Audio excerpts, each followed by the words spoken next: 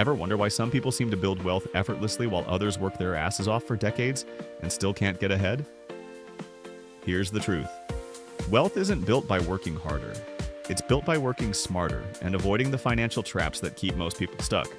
The wealthy have a playbook they follow religiously, and one of their biggest secrets isn't what they buy, it's what they absolutely refuse to touch. Today, I'm exposing the 8 worst assets that are silently destroying your wealth. These aren't just bad investments. These are wealth killers disguised as symbols of success. Pay close attention to number 8, because it's one of the most seductive traps out there, and millions of people are convinced they absolutely need it. Hey, I'm Brandon, and welcome back to My Money Mint, the channel where I break down everything about money, investing, and building wealth. Today we're diving into the assets that look like smart purchases but are actually financial quicksand. Alright, let's get into it. That new car smell? It's the scent of your money evaporating. The moment those tires hit the street, your investment just lost 15% of its value. That's thousands of dollars. Gone before you even get home. Within 5 years, that $40,000 car will be worth less than $20,000, while you're still making payments like it's worth the full price. And if you financed it, the real cost balloons to $50,000 or more. Here's what the wealthy understand that most people don't. Cars aren't investments, they're expenses with wheels. Warren Buffett drove a modest used car for years despite being worth billions. Why? Because he knew the goal is to own appreciating assets, not shiny toys that bleed value every month. The smarter play? Buy a 2 or 3-year-old vehicle with low mileage. A used Toyota Camry or Honda Accord delivers nearly identical features and reliability for thousands less. That $10,000 to $15,000 in savings could be working for you in the stock market, compounding into 6 figures over time, instead of rusting in your driveway. But people don't buy new cars for logic. They buy them for emotion, the feeling of success, the admiration from neighbors, the temporary boost to their ego. Meanwhile, truly wealthy people are quietly building assets while everyone else is financing depreciating liabilities. Picture this: a slice of paradise reserved just for you every year. The sales pitch is seductive, a one-time purchase that gives you lifetime vacation memories. But here's what they don't tell you. Timeshares aren't investments. They're financial quicksand that's nearly impossible to escape. You start with an upfront payment, often $20,000 or more. Then the maintenance fees kick in, starting around $800 and climbing to $2,000 or more over time. These fees don't disappear if you skip your vacation. You pay no matter what. And when you try to sell, good luck. The resale market is flooded with desperate owners willing to give theirs away for pennies on the dollar. Some people literally pay others to take over their contract just to escape the ongoing burden. I know someone who inherited a timeshare from their parents. They've been trying to get rid of it for 3 years. They've offered it for free, and still can't find anyone willing to take on the maintenance fees. That's not an asset. That's a liability disguised as a vacation home. Smart travelers skip the trap entirely.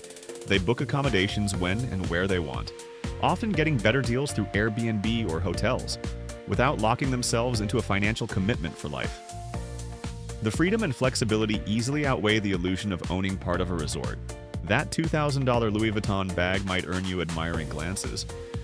But here's the brutal truth. Many people flaunting these symbols of success are drowning in debt. They're sacrificing long-term wealth for a fleeting boost in perceived status. This is the luxury paradox. The truly wealthy often dress simply. Mark Zuckerberg wears the same gray t-shirt every day. Warren Buffett still lives in the house he bought decades ago. They understand that financial independence comes from owning assets that generate income, not from signaling status to strangers. When you spend $500 on designer shoes, the true cost is much greater than the price tag. That money invested in an index fund at 8% returns would grow to over $2,000 in 20 years. Put that purchase on a credit card at 18% interest, the cost doubles again. Here's what really gets me. People will stress about spending an extra dollar on gas, then drop $300 on a designer shirt without thinking twice. It's completely backwards, thinking that keeps people broke while making luxury brands rich. Follow the assets first rule. Build a strong financial foundation before spending big on luxuries. If you must consider pre-owned markets where you can get the same status symbol for a fraction of the price. The lottery sells dreams, the chance to change your life overnight. But the odds are so microscopic that it's effectively a tax on people who are bad at math. You're more likely to be struck by lightning than win the jackpot. You might be surprised to learn the average American spends about $400 per year on lottery tickets. That same money invested monthly in an index fund would grow to over $50,000 in 30 years. That's a guaranteed jackpot. But it requires discipline instead of luck. But it gets worse. Scratch-off tickets are designed to be addictive. The intermittent reinforcement schedule, the bright colors, the instant gratification, it's all psychological manipulation designed to keep you coming back for more. I see people at gas stations buying $20 worth of scratch-offs, losing it all, then buying $20 more. That's $40 that could have gone toward their emergency fund, their retirement, their kids' education. Instead, it's funding the state lottery commission's new office building. The wealthy avoid gambling on games with terrible odds. They place their bets on businesses, real estate, and the stock market, where the probability of long-term success is much higher.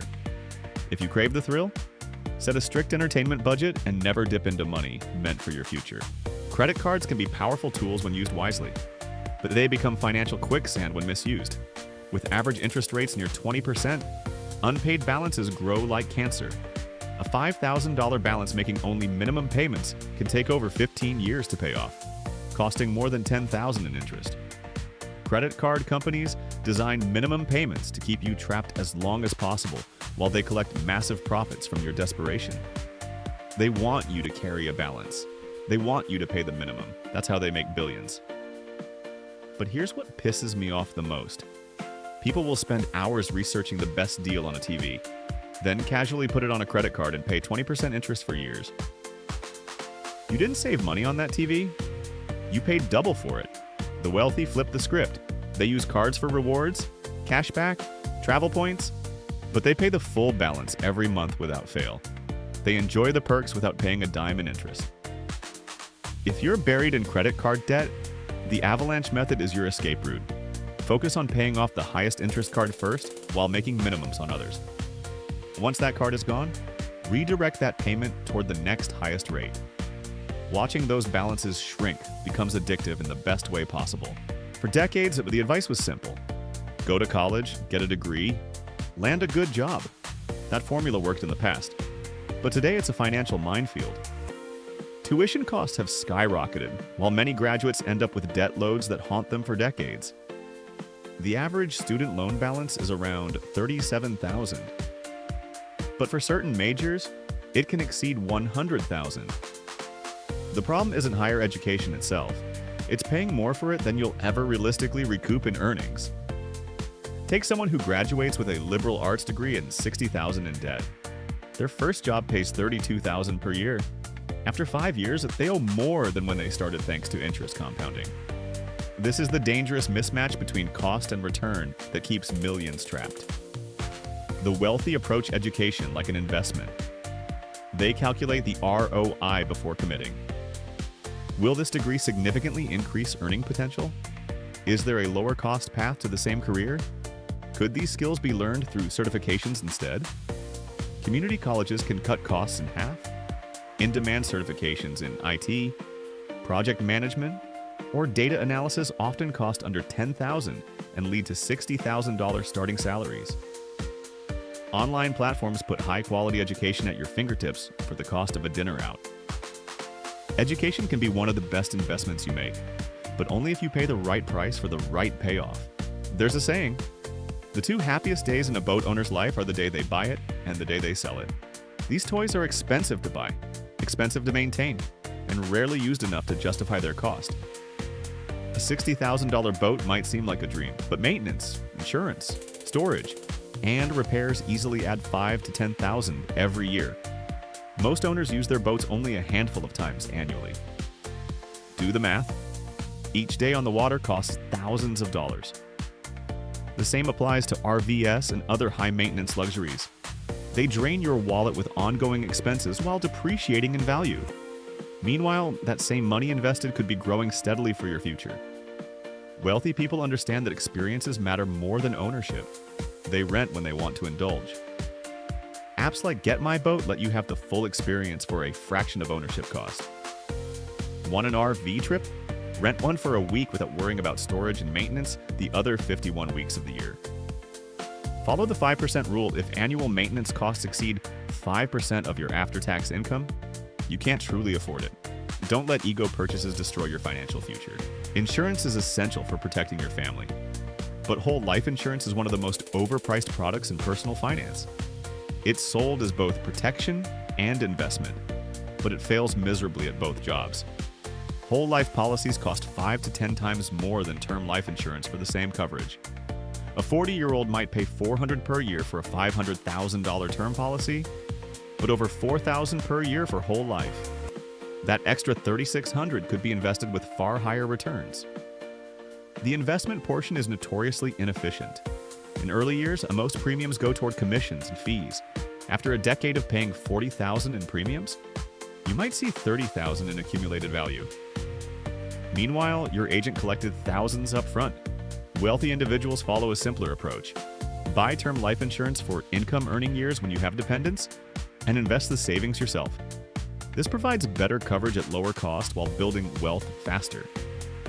Here's the big takeaway. The biggest difference between wealth builders and those who struggle isn't always income.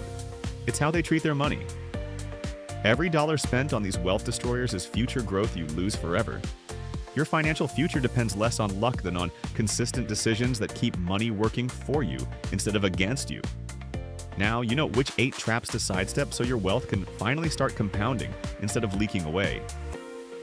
What surprised you most about these wealth destroyers? Are you caught in any of these traps? Let me know in the comments.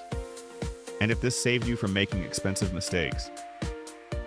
Subscribe, because I'll keep exposing the financial traps that keep people broke. Thank you for watching My Money Mint.